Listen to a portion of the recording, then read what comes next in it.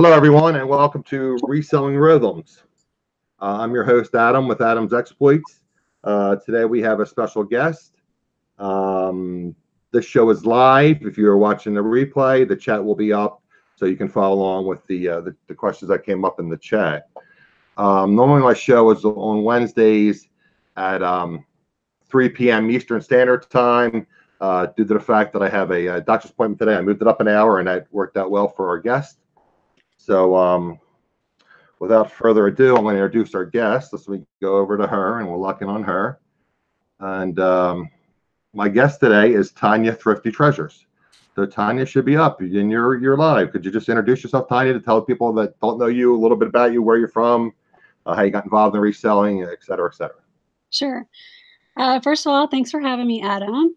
And hi, everybody. I'm Tonya, also known as Thrifty Treasures here on YouTube. And I am from Houston, Texas. I've lived here all of my life. And I probably got started in reselling about 20 years ago. I had just had my liver transplant back in 1999. And about five to 6 months after that, I started buying some stuff on eBay. Kind of like everybody else, probably get started on eBay. You buy something and then you think, maybe I can sell something too. So I did. I started selling stuff, and mainly it was like books. And I would actually go to the dollar store and buy like art glass vases and resell them, like, up the price and resell them on eBay. And that was fun. So I did that for a while. Hey, Bonnie.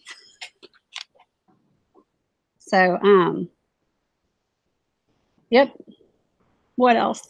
Okay. Well, I know you're married and you have 2 children, right? Yes, I am married. I've been married for, we just had our 20th wedding anniversary. Oh, congratulations. And, thank you. And I have a son. He is 16, and I have a little girl. She is 10. And they keep me very busy. And you have 2 Chihuahuas. Yes, and I have 2 Chihuahuas. I have Skippy. He is a short-haired Chihuahua. And I have Coco. She just turned 12. She is a long-haired Chihuahua. So I love my little Chihuahuas. I've always had Chihuahuas all my life. It's the only dog I've ever owned. Maybe when you were a child, your parents had Chihuahuas, or just yeah, my great grandma had Chihuahuas, and that's kind of how I got started, loving Chihuahuas so much. And so whenever I'd go to her house for the summers, I had my dogs. So, and they were all little Chihuahuas. I've always been like a bigger dog person. We had a, I think I mentioned that one of my shows. We had a pug when I was growing up. Oh, I love pugs. Little baby, I guess I was like 2 or 3, and I don't even remember him. I saw pictures of him, but apparently he was very protective of me. My sister and I were 4 years apart, so I guess he was like my little buddy protector or whatever, and then I had allergies, and then we got rid of dogs, and then we had a bunch of different various dogs over the years. And then I'm a golden retriever person myself. Oh yeah. So I know I have bad allergies, but I think for company, I'm just going to probably try to rescue a golden retriever. I've mentioned the show several times. I want to move down to Delaware. The cost of living is a lot less down there. The property taxes are about a quarter of what they are in New Jersey. Yeah. And it can be close to like this. It's basically like, to me, it's like South Jersey light. Delaware's like South Jersey light. They have the beaches like we do in New Jersey. They have all the retail stores like we have in New Jersey. It's just a small state, and they don't have any state sales tax. Nice. And they have very low property tax. Yeah. So that works for me, as opposed to moving out to like Arizona or Nevada. I know it's like less money to live out there, but I really don't know that area, and I've lived here for my whole life. So. Right. Anyway, so I'm sorry. Go ahead. Well, do you have any pets now? Then I do not. You don't. I have hard enough time taking care of myself. Yeah. We have allergies too, more like kind of like seasonal allergies, my son and me. But when we all love cats and we want a cat so bad, but our allergies just won't have it. We just can't. I'm afraid of that. And I think some cats are very clingy. They want to be in your bed all the time. And to me, with dogs, I mean, some people let their dogs, on their couches and their beds and sleep with them, et cetera, et cetera. That's not how I am. I know that's fine if that's what people want to do. Yeah. But I think you can train a dog to say, okay, you stay down on the ground. If I want you to come up, I'll lift you up or I'll pull you up and you can come join daddy. But no, Right. you're hanging on the ground like a dog. I mean, I'll treat you great. I love you. I'll walk you. I'll give you all kind of treats and take great medical care of you. But I don't want you sleeping on my bed because I got bad allergies. Right. So Yeah. You sound like my husband. And plus, I change the sheets like every 3 days too. So okay, yeah. Because he should. Okay. Yeah. Okay. So that's what you do, Angie. You have your dog sleeps with you as close as he can get. Right. He's like my personal little heater. I just love him so much. Okay. All right. So we talked about you. We talked about your family. We talked about how you got into reselling. Okay. Now I want to get a little bit about into like just for our newer sellers and how do you get involved in like the various platforms? I know you're doing Etsy now. I know you're doing Poshmark now. I know you have an antique booth. Could you just talk to us a little bit about the various platforms? And I know you source mainly, I guess, with your season's longer as far as garage sales and yard sales because you're the former there. Here they pretty much end like July because it gets so hot in August. Right. So late July, early August, they're done, and they don't come back here to the spring. So I guess you probably have I know I watch Chris the Bonafide Hustler. He goes out about 10 months out of the year. Yeah. So how long is your season typically? I would say things start to slow down in November and December and January too, but things are, definitely picking up by the time February gets here. And it's usually August is really super hot. So like when I go garage selling in August, I'm pretty much done by 10 a.m. because it just gets so hot. Yeah. But pretty much year round. I mean, it's great here in Texas. Yeah, and you can find some gems. I mean, talking to just watching reselling videos and on YouTube and all, it seems like you get a lot better deals because some people just want to liquidate stuff. They just want to get rid of it. Give me 50 cents, give me a quarter, give me $1. And then the people that are just pricing eBay prices just say, no, your eBay prices. So I'm sorry. I'm honest with most people. I just say, look, I do this part time to keep myself busy. I'm looking to buy things that I can resell online and God bless you if you get those prices, but I can't pay them in order to to flip them to sell them. I'm honest with people. And when I see resellers, a lot of times I'll go off talking about saying using their seller apps, and I say, "Hi, what do you sell?" It's like I said, we discussed before the show. Reselling can be kind of lonely. So I'll talk to resellers, and I'll talk to clerks, and I'll go to the grocery store, I start talking to the grocery clerks and the checkout counters, and talk to strangers.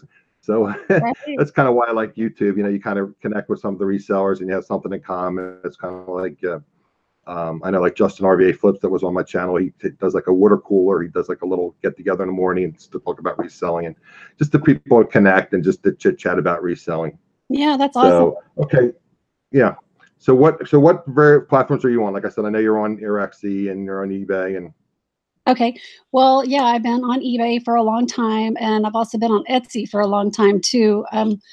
Let's see. So the main ones, I'm kind of getting away from eBay right now just because I feel like they're fee-bay, and I know that it's a great place to sell and, your item gets in front of, millions of people, and that's great and all, but the fees have just become so much so that it is just, more profitable for me to sell on other platforms lately. So what I'm loving right now is Mercari, and I like to sell on Poshmark too and Etsy, and I do still sell on eBay. I've got a few things on over there. I do a little bit of Amazon, not as much as I used to. Like I said, I'm really into Mercari right now. I also do local consignment here in town. And also, I belong to a local Facebook group where I can sell some items like to other moms in the area. It's like a mommy group. So that's nice. You only have to worry about interacting with women on that. So yeah, those are all the platforms I sell on. Did I say antique booth? I have that. No, you did not, but that was one of my questions to have you talk about the antique booth. So yeah, that's a lot of fun. So how do you determine like what platform to sell the various things on, and why do you like Mercari so much? Why is that your favorite platform right now? Right now, well, because they only charge a 10% selling fee, and there's no listing fees or anything like that. So whatever you sell, you're going to get. They're only going to charge you 10% of whatever you sell. So you can see where it would be much more profitable for you to sell on Mercari than, compared to eBay, because eBay is going to take a whole bunch of your money up in fees. Then PayPal is going to get their cut. And it's just ridiculous, all these little fees that eBay has. So Mercari doesn't have an annual or a monthly fee, and they don't have a listing fee. It's just a flat 10% no matter what you sell? Exactly. Yeah. Okay. Did they have discounted shipping through Mercari, or do you do your own shipping? Well, you can do either way you want. You can do free shipping and then you pay for the shipping yourself and do it on your own, or you can choose their shipping. And what I like about Mercari is you have the option to choose FedEx as well. And FedEx tends to be a lot cheaper, especially for the bigger items, like items 3 to 10 pounds. You're going to be charged a lot less than, say, the priority mail will charge you. So, and a lot of customers choose FedEx. And that's not a big deal for me because I've got a ton of boxes and I can just drop off at my local Walgreens.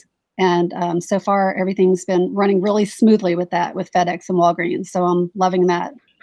That's good to know about Walgreens, because that's my new provider on my prescriptions.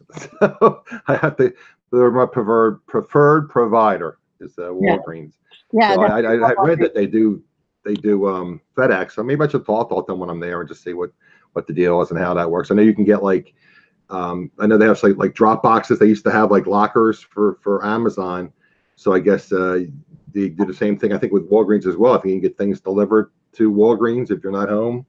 I'm not sure how that works, but I know like whenever I bring in my packages, I usually just go like to the photo area, and they have that's where they handle it. Like they've got a little special scanning device. They scan the barcode, and then I enter my email address, and then I get shipping updates for the tracking. So that's nice. Oh, so it's kind of self-service?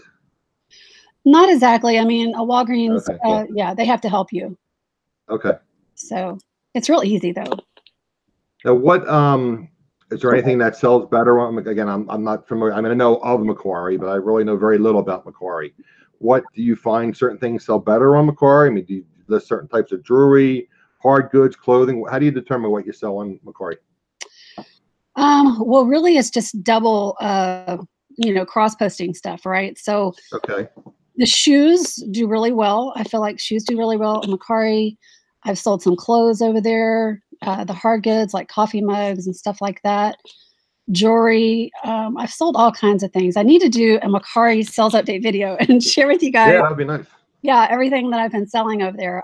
Just this morning, I sold a little kid's onesie, a little romper outfit for like $12. So, yeah, I'm loving it. Now, is there like any particular what's the word I'm looking for, demographic on Mercari? I mean, like, to me, it seems like eBay is like older people typically. I mean, that's my feeling. Amazon's a 600-pound gorilla. Almost everybody shops on Amazon. Does Mercari is it like a younger crowd? Is it the older crowd? Is it a mix of everybody, or who typically shops on Mercari? I feel like it's a good mix of different age groups. I feel like I get the most action on Mercari. I mean, it seems like I'm selling something on Mercari, every other day. So, but yeah, so how I determine where I'm going to list stuff is like, if it's a vintage item, I'll definitely probably list it. If it's jewelry, I'll list it on Poshmark and Mercari, and I'll also list it on Etsy. Sometimes I list one item on 4 different platforms. I mean, it just really depends on what it is. Like if it's shoes, I'll definitely list that on Poshmark and Mercari, and on eBay maybe. But usually the shoes will sell so fast on Mercari or Poshmark, I just don't even hassle with eBay anymore. So. Oh, really? You don't sell shoes on eBay anymore? Okay. Have you tried using Pirate Ship at all? I know Jason Deason does a lot with Pirate Ship, and he does the cubic shipping, where you take the poly bag, and I don't know how well familiar with that. In fact, I want to have Justin back on again. That's why I had Justin on my mind, RBA Flips, to talk about the cubic shipping, because he says he can pretty much ship shoes anywhere for like $7 to $8. Yeah. And I know you use the USPS. It's like, I know some of those boxes are what, $15 to $20? Yeah. Ship an express mail. Yeah, I've heard of that, but I've never used it. And like with Mercari, you can ship a pair of shoes for $6.50 via FedEx. Oh, really? Mm-hmm. Oh, by FedEx. Mm-hmm. Okay, do they have like a special box that you use, or how does that work? No, and as a matter of fact, I've even been using my eBay boxes for my FedEx orders, and I've never had any problems with it. You just can't use, USPS boxes, the priority mail boxes. You can't use those. But yeah, just a plain box. Okay. I know that Angie had some questions about Macquarie, and I think she wanted to know if there was any downsides. And Mike Rowan Picker is asking, does Macquarie handle returns like Poshmark? I've had a couple returns. I'm trying to think about on Macquarie, something broke. She said that it broke, and I was going to refund her money.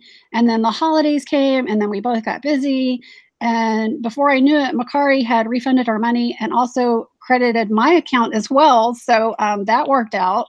I don't know what happened there, but I haven't really had any problems with Macquarie and the returns. No. So I think she didn't ship the item back. They just refunded you both. Yes. Yeah. It was broke. I mean, I didn't want it back. Yeah. Okay. So yeah, see, that's the problem I have with eBay. They, in my mind anyway, they side with buyers probably 95% of the time. So if somebody's legit or not legit, I mean, a lot of times people will get something, say women's jeans, which I have a lot of women's jeans. I'm trying to liquidate them, but if something doesn't fit, they'll claim an INAT item not as described because they know how to work the system, and they say, oh, it's the color's not right, or this is not measured right. They're just trying to beat that it doesn't fit. I mean, yeah, I tell people when they ask me questions about jeans and the fit, I said, please do us both a favor. If you have not purchased these jeans before, please don't purchase them from me. I mean, they might get upset. I'm not Amazon. I don't want them to, pay $7 to ship it, and now it's going up to almost $8.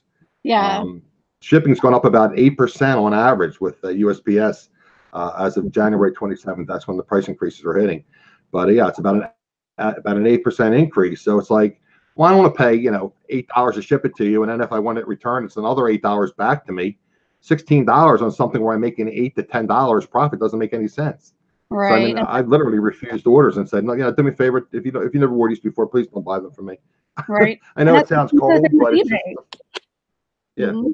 But people get used to Amazon. Just buy it. If buy 3, 4, or 5 things and try them all on, and whatever one they like best they keep, and they send the other 3 back. It's like, well, no, I'm a small time seller. I can't afford to take a $16, $20 hit on the item here and item there. And then some resellers say, well, don't get upset about returns. It's the cost of doing business. Yeah, I understand that, but if I'm selling 10 items a week or 5 items a week and I get 2 returns, that kills you. I mean, if you're doing 200 items a week, it's one thing, and if you're shipping it out first class, but if I'm shipping things out priority mail, it's a lot of money for a small time seller. For sure. Okay. All right. So we talked about now how do you determine once you talk a little bit about Etsy? I mean, I know Etsy has to be handmade or vintage, correct? Correct. And pretty much what I sell over on Etsy is going to be all vintage. I have some jewelry over there and some purses, and I think that's pretty much it. Oh, and some hats, maybe, just stuff like that. So yeah, Etsy is a lot of fun. And how does Etsy work as far as fees?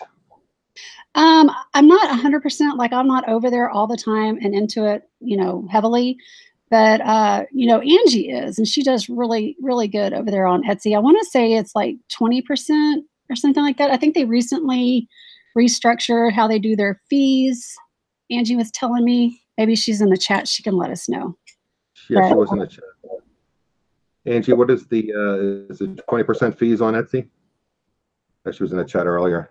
Yeah, but I like it. I'm going to switch it back to both of us now because I've been on you, and I guess people probably didn't know what I look like anymore. Okay, let's see. Unlock you. Okay, there we go. All right, so now I should go back and forth. Okay, so Angie says 5% on shipping and also on your item. Okay. So that's it's only 5%. So it's only 10% total? Yeah, and then listing fees are like, I think you pay like 20 cents for 4 months or something like that. So it's really pretty inexpensive. Wow. Okay. Well, that's good. Okay, and then what about the how about Poshmark? And that was the other question to you. Do you take the square pictures and then that's how you cross post? You just copy and paste like originally list on eBay and then just copy and paste and take square pictures? Is that how you cross post? Yeah, sometimes I have issues with my pictures on Poshmark. So a lot of times what I'll do is I'll just create a collage picture and that collage will have like four different shots, four different pictures, and I'll just use that as my main picture uh, over there. And so I think Poshmark is 20%. They charge you 20%.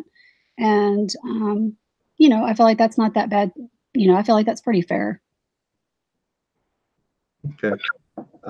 Just see if there are any other questions about Uh, Posh or Kathleen's uh, asking, how can you get some traffic moving on Etsy? She says, I've only sold 2 items.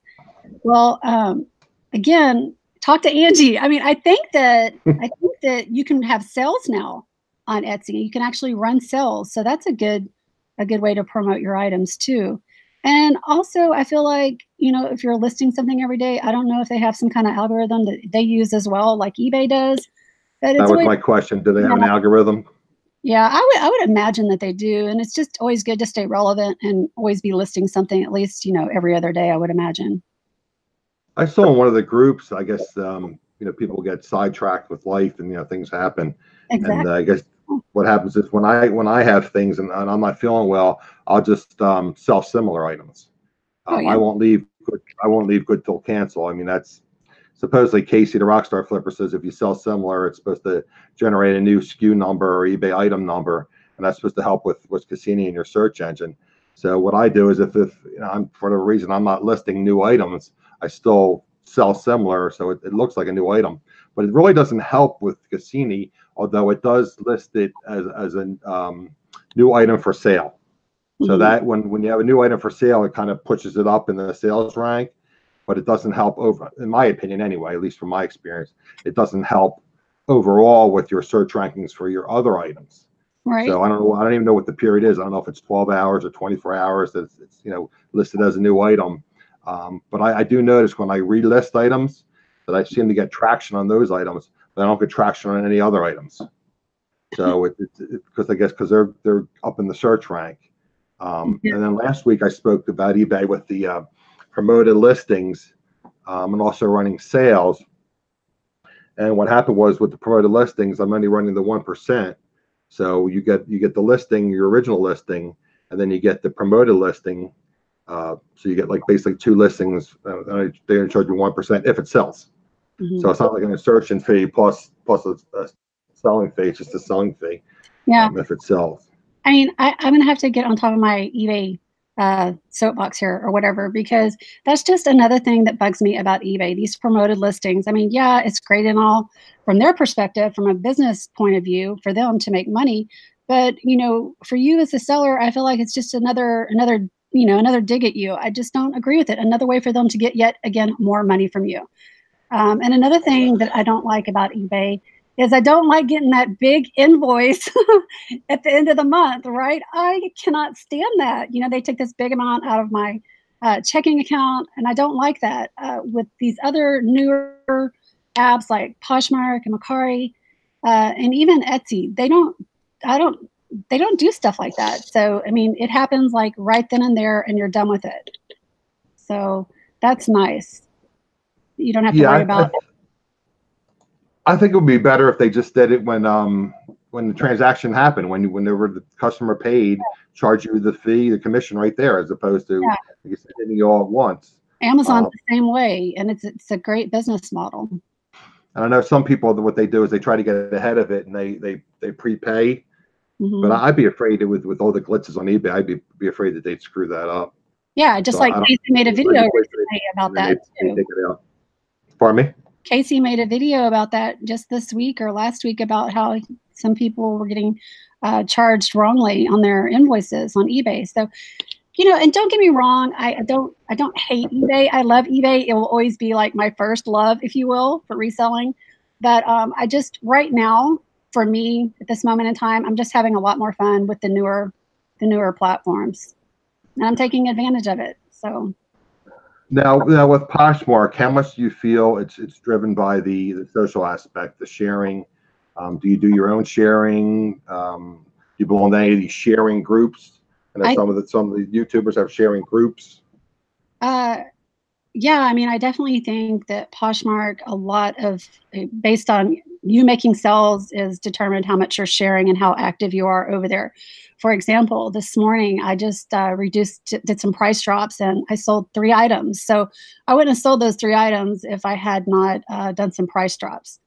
So I think that Poshmark is definitely plays big into the whole social thing and sharing and everything like that. So you're definitely going to have to spend a little bit more time on that. But it's really easy, especially if you got the apps on your phones. You're just sitting in the doctor's office waiting. You can just sit there and follow people or share stuff. So it's real easy. Nice, Nathan. Nathan just listed his first item on Macquarie while watching this video. Oh, Congratulations.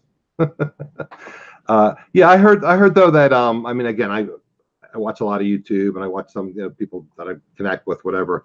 And I've heard that it's a lot easier to share from your PC or laptop, whatever, than phone. Is that correct? Because they said somehow you just copy and paste and just, I don't know how they do it, but because I haven't really done Poshmark. yeah. But I know if you're sitting in a doctor's office or you're sitting in bed watching, like you said, Real Housewives or something, you're just sharing as you're watching the show or a commercial come on, or yeah. is it a lot easier to share via the computer as opposed to a smartphone or tablet? Yeah, I mean, here on my MacBook, I can share a lot faster than I can on my phone, definitely. So I would recommend that for everybody to do it that way. But it's still, fast also on the phone, just a little bit faster from the computer, I would say. Okay, Rosie's sharing her closet now. How do you share, Rosie? Do you share from your laptop, or do you do it from your phone? Mainly on my phone. You do it on your phone? Yeah. Do a lot on my phone. Okay. And now, is that something you just kind of like? Do you have an iPhone where you just kind of hold your finger down on it and it copies it? Is that how you do it? I'm terrible with iPhones. I just got one like a year and a half ago. So. I mean, it's just super easy, little bitty device, and right. Just share. Plus, if you want to become an ambassador, you gotta share a whole lot anyway. You gotta get to I think like 5,000 shares. No, Carol's an ambassador. She was in the chat earlier. I'm assuming she's still here. Who's that? She became an ambassador. Carol, Bargain Shopping. Oh yeah. I think we all did right about the same time. Okay. Did yeah. So what does that help? Does that help with your search rankings, you think, or? Oh yeah, ambassador, or what are the benefits of being an ambassador? Well, is there any, or? Yeah, you get a large following. A lot of people follow you, and if you have a large following, you're more likely to sell items because you have more eyeballs on your items. I gotcha. So you have more views. Okay. That makes sense. Okay, there's Carol. Rosie says, Posh is my main platform. I love it. Okay. Well, I guess I'm not social enough. Maybe that's why I don't do Posh. I have an account. I've never used it. But yeah. I don't know. I don't know how well men's clothes sell. I guess it has to be certain brands, and certain brands sell better on Poshmark as opposed to eBay and Macquarie. And I don't find the Vineyard Vines of the world. I find the Levi's and the Wranglers and the LL Beans of the world. I don't find the higher end stuff. Yeah, I mean, I get excited if I find a Ralph Lauren polo shirt. Definitely, you guys have to check out Andy and Dwayne's closet. They do really well on. Andy takes great pictures. That's Andy the Parrot Picker. If you guys don't know, Parrot Head Picker here on YouTube. Parrot Head Picker, right? Check him out. He's awesome, and his pictures are amazing. Yeah, he takes great pictures. Okay, well, we kind of addressed that. How about your antique shop, your booth in your antique mall? How do you determine what you put in there, and does that strictly have to be used items? You can't put like new items in there, I'm assuming, right? It has to be all used goods. No, at my antique mall, you can do anything you want to do. Okay. I mean, like if I made bows for my daughter and I wanted to sell those bows in my antique booth, I could. So they're definitely not strict about things having to be an antique. So that's good. How I determine what I put over there is like if it's like super heavy or breakable or like a small piece of furniture, that's something I would definitely, consider putting in my booth. Let's see what else might I put over there. Just maybe, and I also put a lot of jewelry over there too. A lot of the bigger stuff, the breakable stuff that wouldn't really ship so well, I would say, is a good rule of thumb that I put over there. Okay. Thelma says it's easier to share from an iPad. Okay. I wasn't aware of that. I wouldn't, like I said, I'm terrible with the Apple devices. I have an iPad. I bought one like when I had my surgery like a year and a half ago. Well, actually, been about a year now that I had my surgery. I've got an iPad and I've had an iPhone for about a year and a half, but I don't really know how to, just push the button down and it copies it and copy and paste and share. And I enjoy my iPhone. I just think it's crazy you have to spend $1,000 for a cell phone, but it is Well, what it's it is. like a little mini computer right there in the It palm. is. It is. But then I was always an Android person, and I had a Samsung, and I was trying to save money, so I went with Cricket, which is baby AT&T, and then I had a Samsung S4, and that lasted me not even 2 years. I started breaking, and that was $300 some. Yeah. And it was always an issue with it. It's like, you know what? If I get an iPhone, it lasts me 4 years. That's it's $250 a year, and this thing basically costs me $150 to $175 a year. So, and it's easier with business to use the iPhone. So. Yeah, That's why I went to the dark side, as they say. So the only issue I have a lot of issues taking pictures with my I have an iPhone 7 Plus. I have a lot of issues with the lower light, and I bought all kind of lighting systems and tables, and I have problems with the low light. I use the apps on eBay. I use the app on ProCam app. I use in fact, Lonnie has mentioned that on his show, ProCam. I use that. I edit it on the phone. I edit it on eBay. I edit it on ProCam. It just takes too much time. Sometimes I'll use the Photo Fuse. I don't know if that's one of the apps that people have talked about. It's whitens your backgrounds. So I know we'll get to that probably at the end. Maybe talking about a couple of the apps that maybe you recommend, because the guys from the Fortunes and Reselling had a really neat show with Wade and Scott and Chris and all, and they were talking about the various apps and the various websites that are good to reselling. So I had a few more questions for you about sourcing. All right. Now, we had talked that you said your yard sales and garage sales run about 10 months out of the year. And I know you source at thrift stores. Mm-hmm. Do you have like special areas you go to first? Do you have a routine that you use when you go into thrift stores? How do you determine, the jewelry? How do you determine, like, they have a routine? Basically, everyone has like a different routine when they go thrifting. What is your routine? What do you look for? Well, I mean, I usually go just about every day. I usually don't go on Wednesdays because it's senior day and it's usually pretty busy. So on Wednesdays, I'll tend to stay home and list more and get, cleaning and stuff like that done around the house. But most days I do get out and I do have a routine. I usually go to the Goodwill that's closest to my house. And whenever I go in, of course, I like to hit up the jewelry first. It's right there as soon as you walk in the door. And some of the tools that I use, like that I have with me, is I'll carry a loop like this. Okay. And that will help me see the marks on the jewelry. And then also, like, here's my keys. And then on my magnet. Yeah, I have a little magnet that I keep. Okay, that's a great tip. Yeah, so that's a quick way you can determine if something's real gold or not. So if it's real gold, it won't stick to the magnet. But that's not true for everything. It's just like a little clue if you might want to dig a little bit farther and to see how things work. And usually then I'll make my way back to like the books. I'll check out the books. I'll check out the plush. I like to sell plush. And then clothing and shoes are usually something I'll look at last.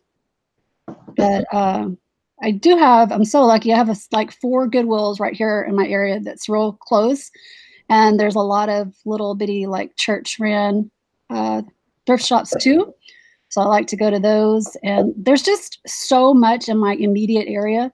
I really don't ever have to leave too often, to go sourcing at other, close by cities or anything like that. But I do want to go into I'm sorry.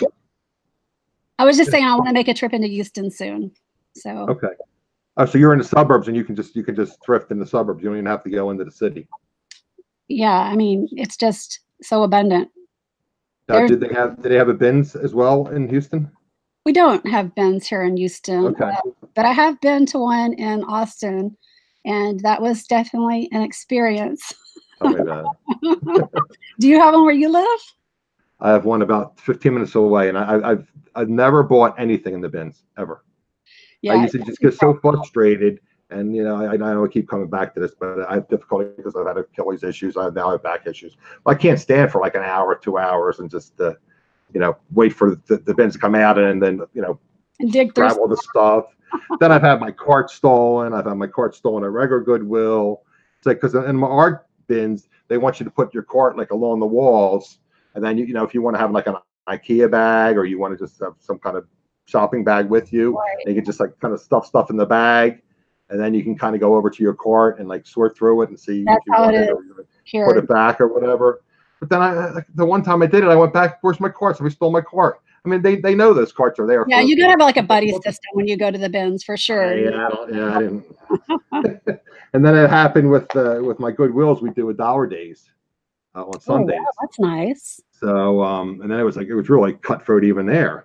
So people were taking stuff out of my cart. They were taking my cart. They were, wow. Then I'd be sitting out front, like I told you before, and I mentioned in the chat. You know, it's lonely reselling, so I would trick up conversation with the various resellers or people that were buying, because we get there like a half an hour before the store opened up, so we'd be like first in line, so we get the dibs on the good stuff. Right. And then I'd be talking to people, and one time I was talking to somebody about my medical conditions, and the lady got all bent out of shape about me talking to this other woman about my medical conditions.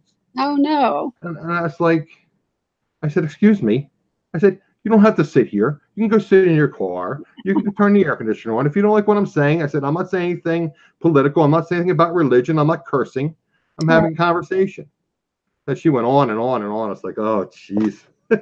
I don't need this aggravation. I'm just trying to be a squirrel and find a nut, Right. People like that have too much time on their hands, and that's crazy.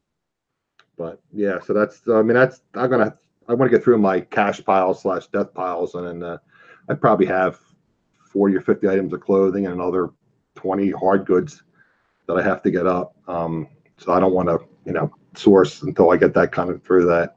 So do you do? I know you said you do Amazon. Do you do much RA, or you don't really get involved in RA that much? I've got a couple of videos on my channel about retail arbitrage, but it's not something that really sparked my interest a whole lot.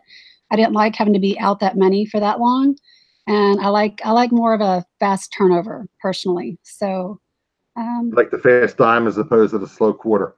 Yeah, definitely. Well, yours are dozens of dollars. I've seen some of your flips. It's like you buy something for $5 and sell it for $150. It's like, wow. Not in a while though. I feel like I'm losing my touch. I gotta get back and get busy with it for sure. Now with the plushies, I mean, I know it was funny. Somebody had a plush the other day. I forget what show it was on. I think it was. Anyway, they said it was called Ditzy. I thought you were in that chat. I remember because you and I discussed. Yeah, that. It was mine. It was this thing. Yeah. You said I use memory tricks, and I said I can remember Ditzy. Yes. So here's the tag. Right. Yeah. I know you do very well with plush, and Star of the Flippin' Hippo. She does great. Hippo Hut, I guess, is what her YouTube channel is. She does really well with plush. She's up in the Pittsburgh area. What's her name? Check her out. The Flipping Hippo is actually what her YouTube channel is. It sounds familiar. I'll have to go check it out. Star, she's a good friend of Casey's, the Rockstar Flipper. Oh, okay. It might already be. I watched any of the videos with Casey and him when he was with Jason, and he was with her and his fiance Caitlin. But yeah, she does a lot of mostly jeans and plush. Okay. I know nothing about plush because when I was a kid, I really didn't have plush, and I didn't have children, so I don't really know anything about plush. But apparently, plush is pretty plentiful. What's a donkey then? Some kind of donkey. And what is that company? Is that like an older? Is that like vintage kind of? Or do they still make those? Or what's the deal with that brand? I had never even heard of the brand until yesterday morning when I bought it. So how I determine if I'm going to buy a plush or not is I'll look up, some solds on Mercari, or I'll look up some solds on eBay, but I use WorthPoint a lot too. So Lynn's asking how much. So one just like this one, it's a donkey, and the brand is Ditz, and one just like this one sold in 2017 on eBay for, I believe it was either 50 or 60. I can't remember exactly. Holy cow. And would you pay like $2-3, right? I think I paid $3.99 for this $3.99, okay. So yeah. And you can just tell, when you're thrifting, if you're looking at the plush every single time, and you can just tell if something's unusual. It will kind of stand out to you if it's something unusual. And I felt like, wow, there's a donkey and he looks well made. Let me check out the tag on it. So I was just as surprised. It's kind of like how some women shop for, they know clothing and like quality of the material. They can just kind of, they can spot it, just eyeball it and say, this looks like a quality piece of clothing. And they Yeah, go over there and it is like a, quality brand. I don't know how to do that, but yeah. I guess it's the same thing with plush. You can just kind of see the workmanship and know that it's good quality and then just look it up. Now you have Worth Point. Now I know I had mentioned a couple times about Price Hound. They have the free search engine now, and eventually they want to promote their listing service where you can, list on multiple platforms, but they're going to charge you a fee per platform. But as of now, you can use them for searching solds. So if I don't find much on eBay, I'll go over and I'll use Price Hound. But Worth Point, I know I'm signed up for Worth Point, their email blast or whatever, so they keep wanting me to join. But that's relatively expensive, right, for Worth Point? I think it's like $20 a month, but personally, I go in with a group of people and only pay like $2 a month. Oh, okay. Yeah, that's a good idea for you guys, like just to get a group of people and go in together on it, and you hardly pay anything. Well, that makes sense, yeah, because I couldn't see paying $240 a year for Worth Point. I mean, even if I was full time, but like I said, if you share, I guess it becomes kind of like the Netflix and the Amazon Prime. You kind of share it. Right? Yeah, definitely. But yeah, so okay, so that makes sense. We talked about plush, and now when you're looking at like for jewelry, like again, I'm trying to learn about jewelry. Now you said you had your magnet. You said you have your little loop. Can you just kind of, when you look in the cases, you just kind of like eyeball it and say that looks like that's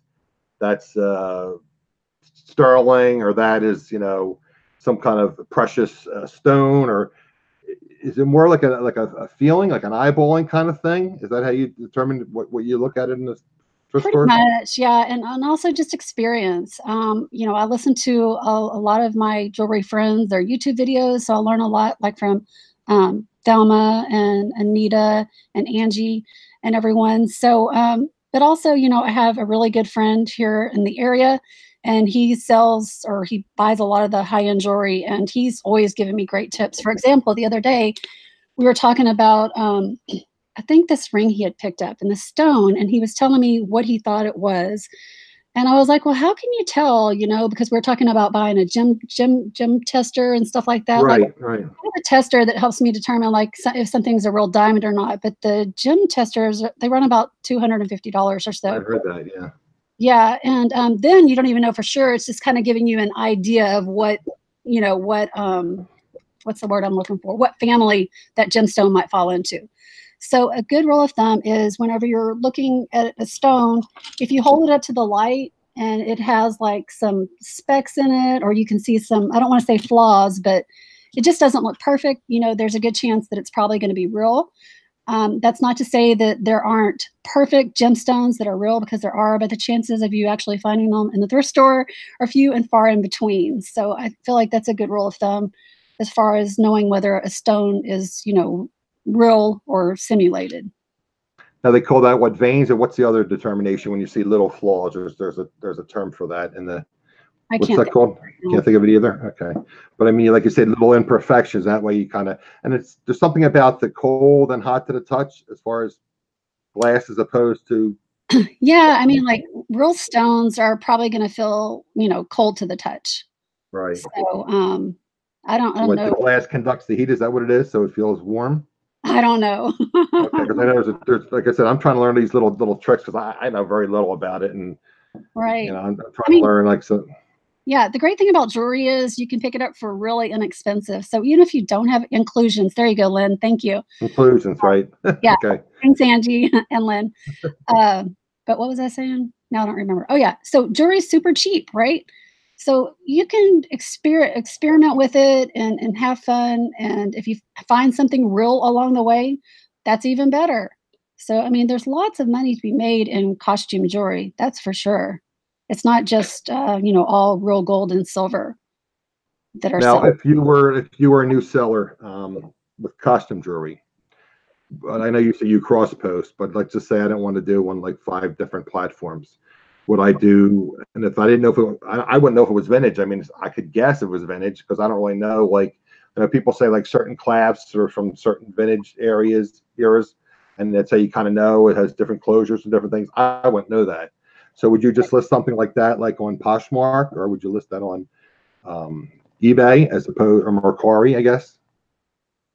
Usually with jewelry, costume jewelry, I'm going to keep that on Mercari, Poshmark, and maybe eBay. If it's vintage, it's definitely going on Etsy, Poshmark and Mercari for sure. So, and let me see if I have this book. This is a good book for you guys wanting to get started with jewelry. Oh, here it is. This is a really good book. So it's called How to Be a Jewelry Detective. Oh, okay. It's by Jim Bell. Yeah, and I highly recommend it. I'll send a link for you to put in the description box. But yeah, great. This is a great book for beginners. I know there's books like on the various designers and manufacturers, right? There'd be like yes. I'm trying to think of I know Angie has a couple different books she uses. Definitely, yeah, I've got those books too. Right. And so that's how you kind of just search it. You have a picture and you kind of like look through it and see what it is, and it'll give you, I guess, keywords that you can use to list it. Yeah, those kind of books are great for keywords and getting ideas for listings. But mainly the bulk of my research definitely comes from the internet. I mean, I would say 99% of it. Do you use Google Images at all? Is that helpful, or it doesn't really help with jewelry? Like I said, my main go-to is WorthPoint. If it's sold, it's going to be on WorthPoint. So I like to use WorthPoint for almost everything that I sell. I'll check the comps on WorthPoint. And I'll, if I'm listing it on Poshmark, I'll check the solds. And there's also a way to check the solds on Mercari as well. So that's my problem. I spend too much time researching instead of just listing the darn thing. Listen, right? Just list it. Too much research. Right. Okay. We talked about your antique booth. We talked about thrifting. Okay, and I guess a couple last things. We'll close this up. Could you tell us about your YouTube? I know you have several. You have a YouTube channel. You have several Facebook groups.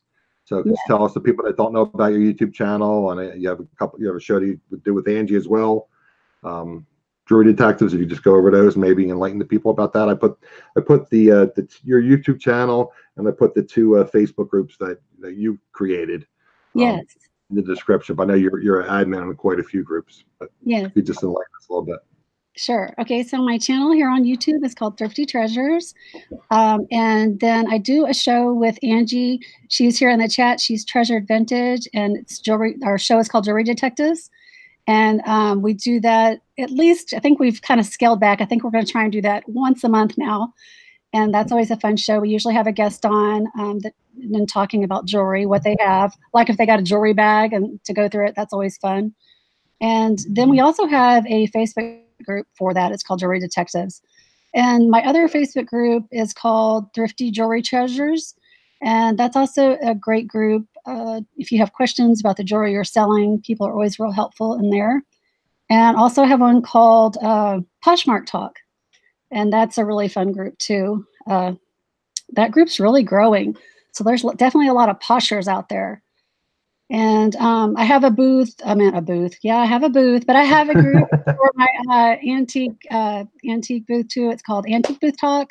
And I do that with Jen, the Pudgy Picker, and Tam from Tam's Place. They both have antique booths, and it's always fun to get together with them and talk about that.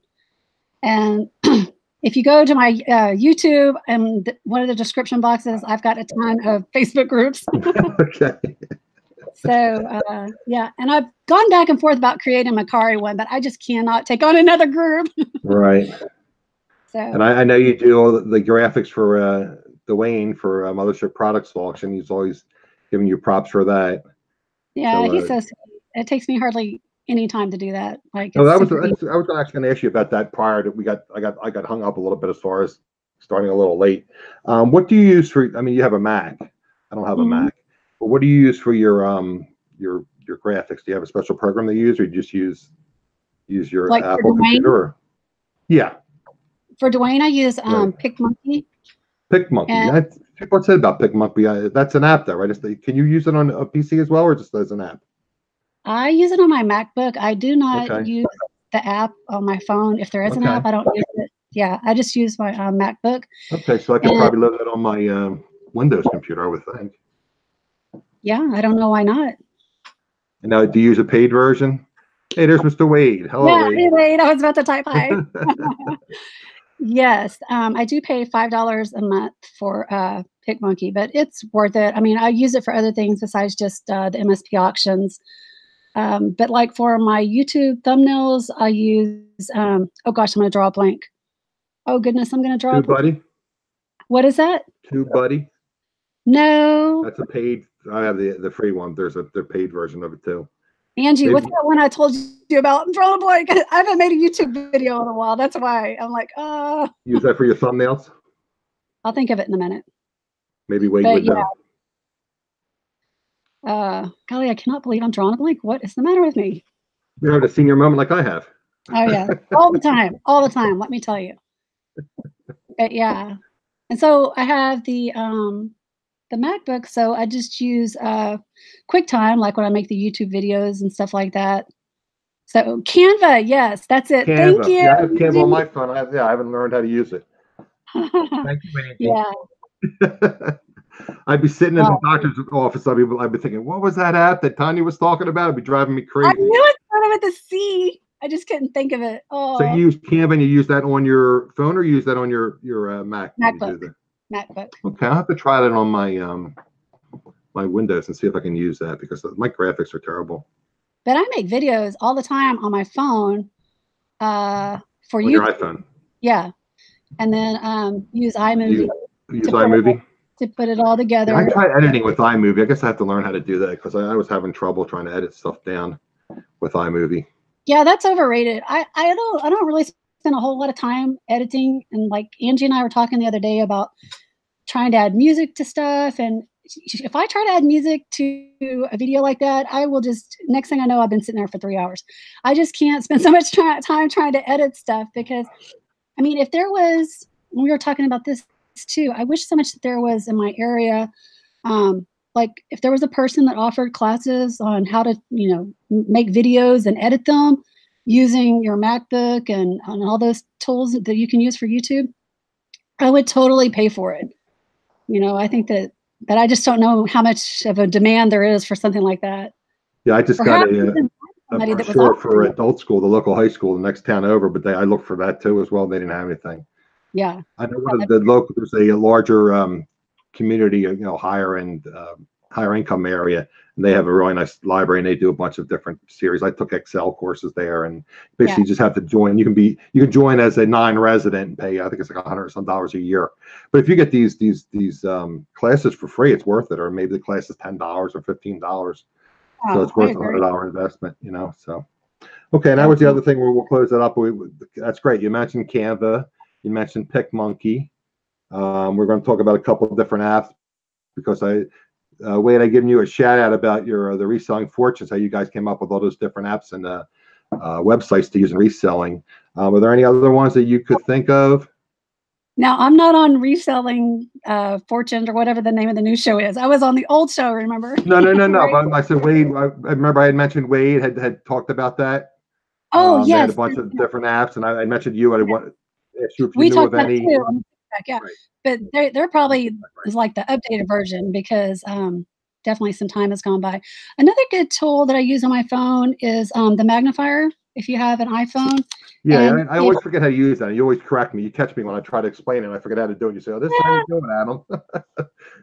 So I think somewhere in your settings you have to turn the magnifier on. Okay. And once you turn the magnifier on, all you have to do is like so you're at your home, you just click it like 3 times. Right. And then this will come up, and it's actually a magnifying glass. Like if you forget your loop at home. Then it has the bar on the bottom, I guess, where you can scroll and increase it. Or yes, you can zoom in, and you can also, there's an option to turn a light on, like a little flashlight on the item, whatever it is. That's a great tip. Yeah. So that, and I've got all the apps downloaded on my phone. When you scan for books, you just use the Amazon app. You don't use like Profit Bandit or anything, right? Or you just use I have used those other apps in the past, but for me, IQ, was it IQ Scout? I guess is the other one, or Scout IQ. There's a bunch of them, but for me, I just stick to the Amazon Seller app, so it works the best for me. I mean, I'm not out there hitting it hard every single day like some of these people are doing the books. So that works for me.